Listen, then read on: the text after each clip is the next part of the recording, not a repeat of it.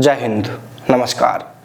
देश में 14 जून 2022 को तीनों सेनाओं में एक योजना लागू की गई जिसका नाम दिया गया अग्निपथ।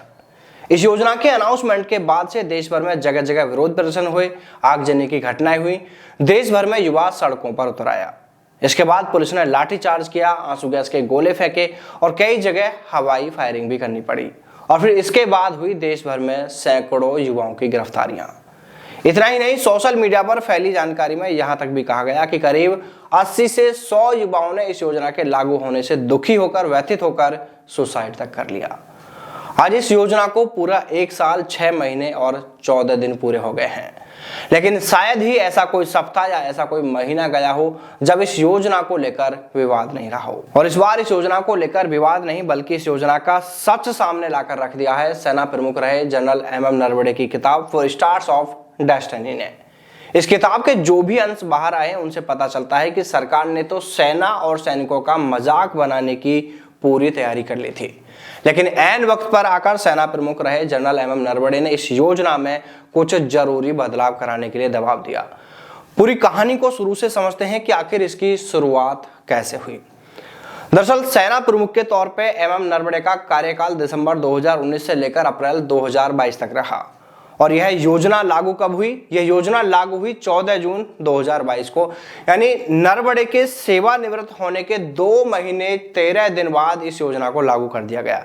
यानी यह तो यहाँ पर क्लियर है कि इस योजना पर अगर सबसे ज्यादा चर्चा हुई है तो वो जनरल एमएम नरवणे के सेवा काल के दौरान ही हुई है। जनरल एमएम नरवणे अपनी किताब में बताते हैं कि उन्होंने प्रधानमंत्री के पास में टीओडी यानी टूर ऑफ ड्यूटी नाम से एक प्रस्ताव भेजा था, जिसमें थल सेना में शॉर्ट सर्विस कमीशन की तरह ऑफिसर्स की भर्ती किए जाने की बात कही गई थी।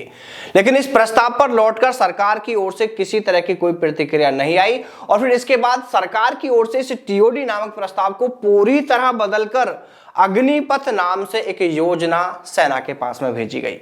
जब इस योजना की गाइडलाइन को पढ़ा गया तो खुद सेना प्रमुख रहे जनरल एमएम नरवणे भी यह जानकर हैरान रह गए थे कि तीनों सेनाओं में जवानों की 4 साल के लिए भर्ती की जाएगी और उन्हें वेतन कितना दिया जाएगा? सिर्फ 20,000 रुपए प्रति माह दिया जाएगा। इसके बाद जब इस योजना के बारे में वायुसेना और नौसेना को भी जताया गया, उनको जानकारी दी गई, तो वो तो पूरी तरह ही चौंक गए थे कि ऐसा कैसे संभव हो सकता है। उन्हें लगा कि थल सेना में तो एक बार की फिर भी यह योजना लागू की जा सकती है, लेकिन वायुसेना और नौसेना में तो किसी भी तरह इस योजना को लागू नहीं किया जा सकता। इसके बाद तीनों सेनाओं के प्रमुख और कुछ कमांडरों के साथ में सरकार की एक मीटिंग होती है जिसमें इस योजना पर खुलकर चर्चा होती है। इस दौरान सेना की ओर से कहा जाता है कि अगर सरकार ऐसी कोई योजना लागू करना भी चाहती है तो इसमें जो वेतन 20,000 है इसे बढ़ाकर 30,000 तो कम से कम किया जाए और 4 साल के बाद 25% की जगह 75% अग्निवीरों को परमानेंट किया जाए, यानी सिर्फ 25% को बाहर किया जाए 4 साल के बाद। लेकिन सरकार ने इसका बिल्कुल उल्टा कर दिया।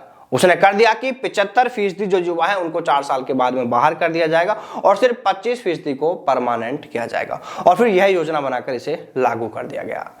देखिए, फिलहाल एक बार यह योजना फिर से बेहद चर्चा में है और इसका कारण बना है जनरल एमएम नरवणे की किताब, जिसे छपने के लिए अभी तो सरकार ने फिलहाल परमिशन ही नहीं दी है, क्योंकि लोकसभा चुनाव भी नजदीक आ रहे हैं। ऐसे में कहीं यह किताब सरकार की पोल खोलकर ना रख दे, इसीलिए भी इस किताब को बैन तक भी किया जा सकता है। अगर आप सभी युवा इस मुद्दे को चुनावों तक गर्म रखते हैं तो सरकार जरूर अग्निपथ को लेकर कुछ गंभीरता से सोच विचार करेगी। और देखिए, होने के लिए यह भी हो सकता है कि सरकार यह कहकर कि सेना की मांग पर हमने अग्निपथ में बड़ा बदलाव किया है और अब 25% नहीं बल्कि पूरे 75% अग्निवीरों को परमानेंट किया जाएगा। और देखिए, अगर ये सरकार की ओर से इस तरह का ऐलान कर दिया जाता है तो आप भी समझ रहे होंगे कि उस वक्त पूरा का पूरा माहौल एक तरफा भाजपा की पक्ष में हो सकता है, चुनावी माहौल पूरी तरह से एक तरफा हो सकता है और जिसका सरकार को चुनावों में बड़ा फायदा भी मिलेगा। क्योंकि जब भी लोकसभा चुनाव नजदीक आए हैं तब सरकार ने कोई ना कोई ऐसा बड़ा काम जरूर किया है जिसमें कि पूरा माहौल एक तरफा हो जाता है। इस बार सरकार के पास में ऐसे 2 बड़े मुद्दे हैं, एक तो अयोध्या में भगवान श्री राम मंदिर का उत्सव और दूसरा अग्निपथ योजना है। इसलिए अभी ऐसी बहुत संभावना है कि अग्निपथ योजना में कई बड़े बदलाव देखने को मिल सकते हैं। और अगर इस पूरे मामले में कहीं अफसोस वाली बात करें तो अफसोस बस इस बात का रहेगा कि जो बात सेना प्रमुख रहे जनरल एमएम नरवणे अब कह रहे हैं, काश ये बात उन्होंने उसी वक्त कही होती जब अग्निपथ योजना को लागू किया जा रहा था। काश उन्होंने इस योजना के लागू होने से पहले जब वो सेना प्रमुख बने हुए थे उन्होंने उसी दौरान इस योजना का विरोध किया होता, इस नीति का विरोध किया होता, तो शायद आज अग्निपथ नहीं होता, आज कुछ और होता। अब ये बातें तो वो ही जाने कि उन्होंने उस वक्त क्यों इसका खुलासा नहीं किया इन सब बातों का जिन्हें वो अब कह रहे हैं, क्यों इतना सब कुछ होने पर भी वो चुपचाप रहे, क्या उन पर किसी तरह का कोई दबाव था या जो भी कारण रहे होंगे। लेकिन अगर यह बात उन्होंने उसी सामने लाकर रखी होती तो शायद उस वक्त माहौल कुछ और ही बन जाता।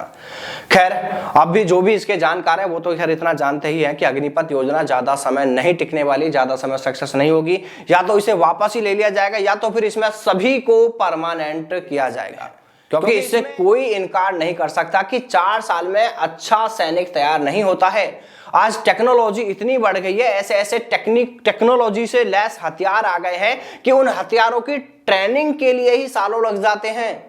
इसलिए यह योजना ज्यादा समय टिकने वाली नहीं है, विशेषकर वायुसेना और नौसेना में तो बिल्कुल भी नहीं। दोस्तों, आप इस पूरे मामले को लेकर क्या सोचते हैं? आगे आने वाले टाइम में क्या अग्निपथ योजना में कुछ बड़े बदलाव देखने को मिल सकते हैं या फिर सरकार इस योजना को ही पूरी तरह वापस ले सकती है? आप इसको लेकर क्या सोचते हैं? आपकी राय कमेंट करके जरूर बताएं। तो चलिए दोस्तों, फिर मिलते हैं सेना व सेना भर्ती से जुड़ी तमाम बड़ी खबरों के साथ। तब तक सावधान रहें, दलालों से दूर रहें, अपना और अपनों का ख्याल रखिएगा। जय हिंद, जय भारत, वंदे मातरम।